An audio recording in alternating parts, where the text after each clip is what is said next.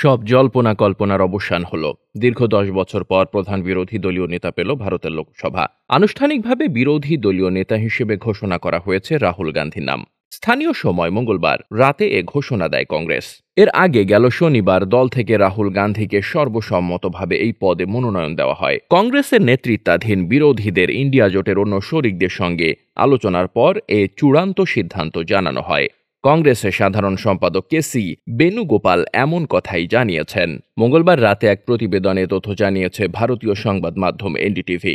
প্রতিবেদনে বলা হয়েছে ১৮তম লোকসভায় রাহুল গান্ধী প্রধান বিরোধী দলনেতা হচ্ছেন বলে মঙ্গলবার রাতে জানিয়েছেন সাধারণ সম্পাদক কেসি বেনুগোপাল।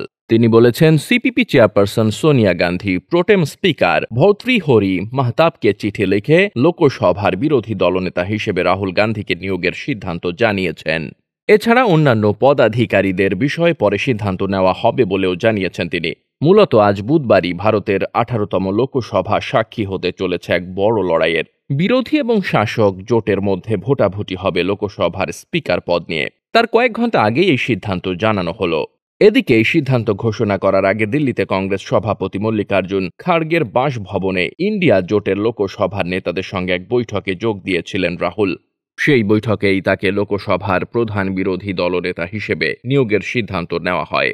অবশ্য গত ৯ জুন কংগ্রেস ওয়ার্কিং কমিটির বৈঠকে এই বিষয়ে একটি প্রস্তাব পাশ হয়েছিল।